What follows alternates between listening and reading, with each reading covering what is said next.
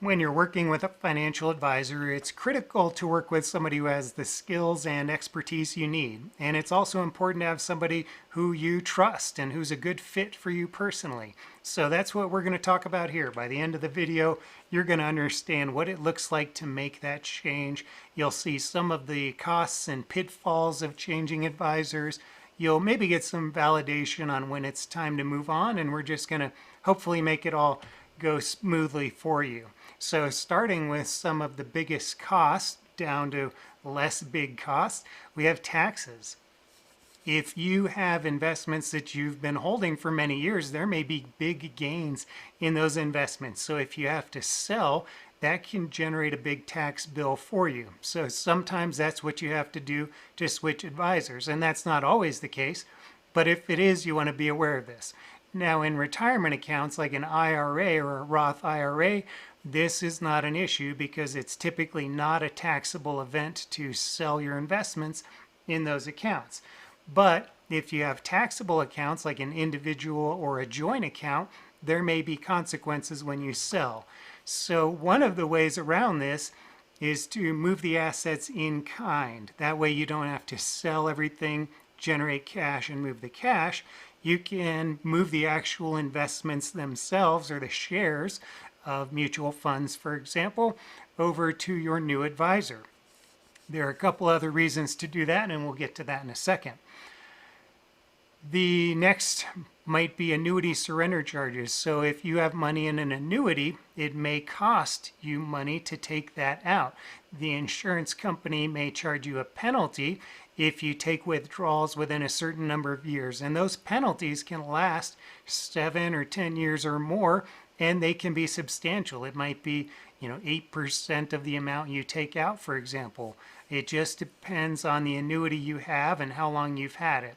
So one of the ways to manage this is to possibly wait it out. If you only have 1 or 2 years left before that surrender charge goes away, you might consider just waiting. And another idea is to look at doing your free amount each year. So you might be able to take 10% of your account balance out each year without incurring surrender charges. So that's another way to approach this and hopefully avoid some of the costs that you don't need to pay. Next, we have commissions to liquidate. So if you have a lot of stocks, sometimes you come across people with 30 or 50 or many more stocks in one account. If they're going to sell that, sometimes the old broker is going to charge a kind of high fee to sell those stocks. So that can generate a lot of costs for you that, again, you're on your way out the door. It doesn't feel good and you just don't want to pay that money. So a way around that, again, is if you transfer those assets in kind, your new advisor can potentially sell those investments, possibly without any commission or maybe with much lower commissions. So talk about that and look into that before you make a decision to do anything. Next, we have your time, and it certainly does take time to do all this. You have to do agreements, and you have to gather information and fill out forms. And what I'd say about that is that we try to make it as easy as possible for you, but you do have to do a couple of things. So ideally, you get this right and you work with the right advisor who you can have a long-term relationship with. So this isn't something that you're going to do every year or every couple of years. Hopefully it's many years or many decades or the rest of your life that you end up working with your new advisor.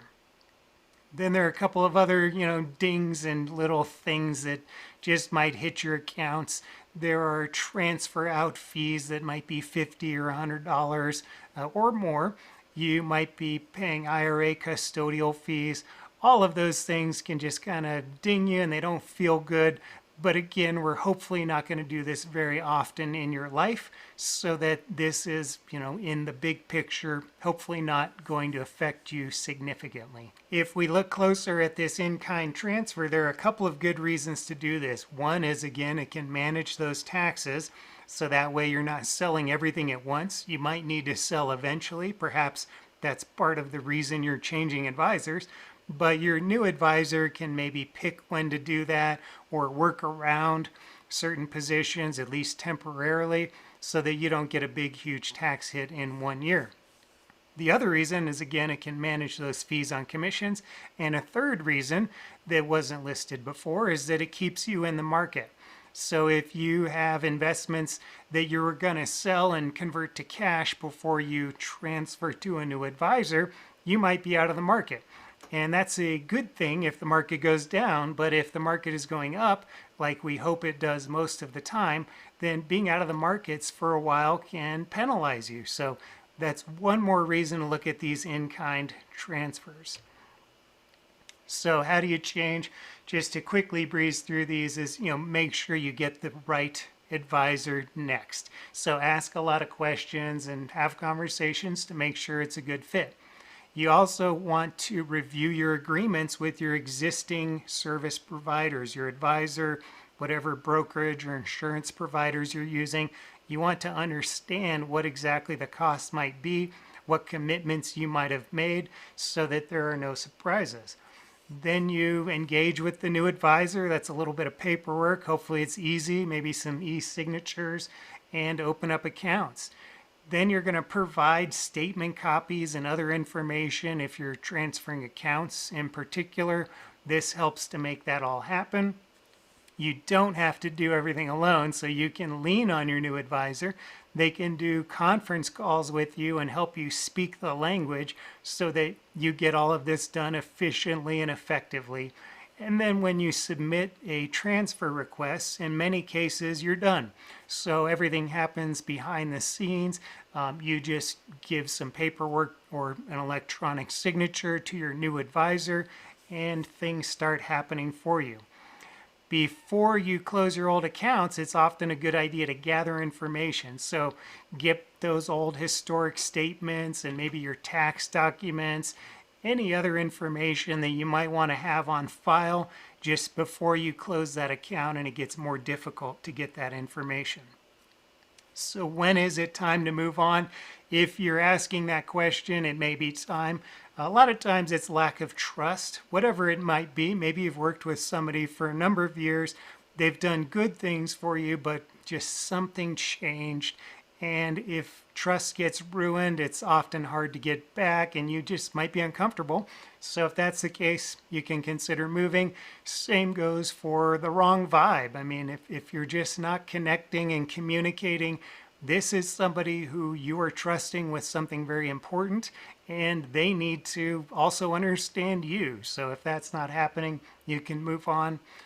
Some advisors only talk about investments or manage investments, and that's okay. But if you want more than that, maybe you want somebody to help you with retirement income planning or figuring out what to do with your mortgage, then maybe you need an advisor who can have those discussions with you. Then there are sometimes advisors who are just charging high fees. If you're not getting value for the fees you're paying, it's definitely worth shopping around and figuring out what else is out there. Some advisors are unresponsive. It's kind of surprising, but I guess they don't return phone calls or emails for some reason. And if that's happening, then it's definitely a good reason to move on. And then some advisors may be taking risks that you think are unreasonable. And if you're in that situation, definitely a good first step is to talk with your advisor and make sure that they understand what you want to do with your money. But again, if that breaks your trust or if they're not following your instructions, then you need to move on and get your risk more in line with what's right for you. So I hope this information has been helpful. Again, the idea is to manage those costs and be aware of some of the surprises that might pop up as you go through this process, and just to make it as easy as possible to get with a new advisor who can be a long-term resource for you. Please subscribe to this channel. It does not cost you anything to do that, and it lets you know when new videos like this come out. Plus, it helps me out a tiny bit, so thank you. And thanks to everybody who's already subscribed.